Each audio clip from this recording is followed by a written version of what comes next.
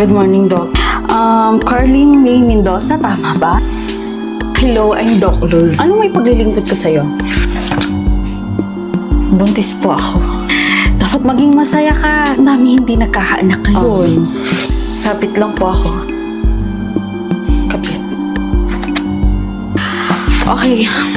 Don't worry. I'm here to help you, not to judge you. Ang main concern natin dito is yung bata sa sinapupunan mo, okay? Nakailang pipi ka na ba? Doc, I think hindi na darating yung last patient. Isang oras na tayo nag-aantay dito. Pero anyways, Doc, na-confirm niyo na ba kung sino yung babae ng asawa niyo? I hate to say this, pero kailangan mong tigilan ng pag-iinom. Pero kasi, Doc, hindi yan makakatulong sa mental health mo at lalong-lalong hindi yan makakatulong sa bata. Alam ba ng nakabuntis sa'yo na buntis ka? Opo. Tuwang-tuwa po siya. Hindi daw po kasi sila magkaanak ng asawa niya eh.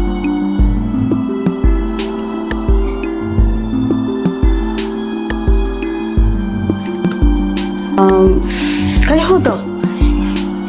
Ilan na po anak niyo?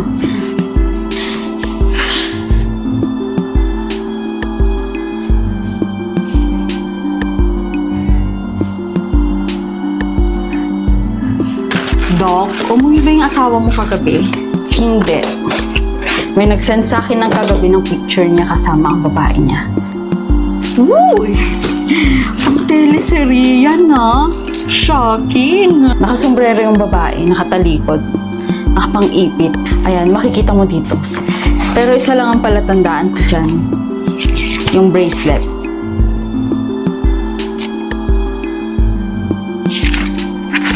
Bakit, Lorraine? Familiar ba sa'yo yung bracelet na yan? Hindi talaga ako makapaniwala, Doc, natanggap kami ng mga magulang ko. So, totoo niyan, excited na rin sila na lumabas ng baby ko kasi makikita daw nila yung first apo nila. Sabi pa nga nila, dapat daw mamana niya yung mata ko, yung ilong ko. Pero wag lang daw yung bibig. Sana mamana niya sa boyfriend ko.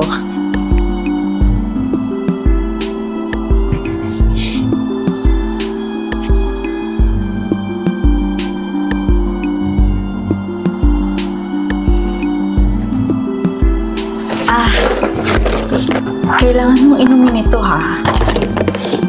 Ang pakapit ng bata. Kailangan na kailangan mo yan. Lalo't tanggap na siya ng mga lolo't lola niya.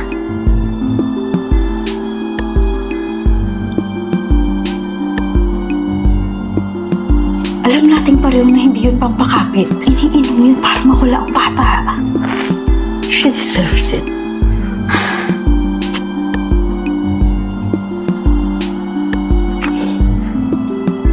Carlene?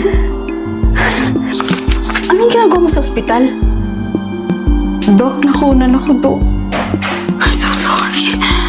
Hindi ko alam kung paano nangyari, Doc, pero ang bilis ng pangyayari. I'm so sorry to hear that. Okay lang, Doc.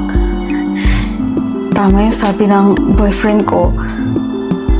Kung hindi pa para sa amin, kailangan naming tanggapin.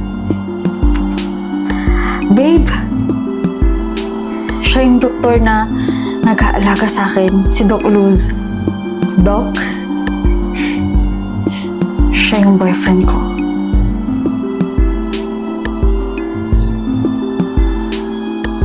Doc, okay lang po ba kayo? Oo. Hindi siya ang kapit ng asawa ko.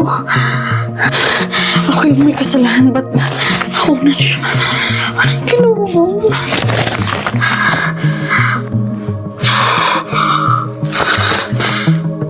Sino ang kapit ng asawa ko? Taxi! Taxi! Dito ko madalas nag-check-in ka, mahayop ka. Ngayon malalaman ko na kung sino talaga ang kapit mo. Asawa ko ni Luisito. Si Mr. Luisito na madalas mag-check-in dito na may kasamang ibang babae.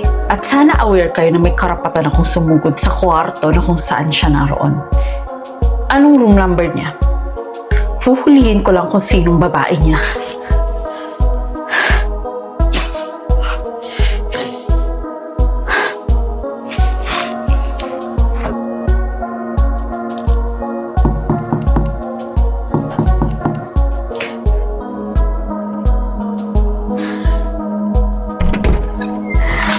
Yes? Doc?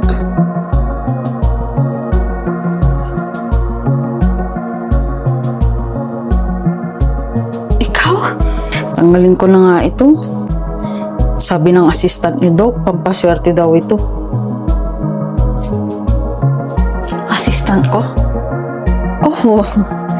Binigay niya po ito sa akin. Sabi niya pampaswerte. Parang iting suit niya nung nakita ko siya minsan sa isang hotel na may kasamang lalaki. Binigay niya yan sa'yo? Kinabukasan nun, binigay niya to sa akin.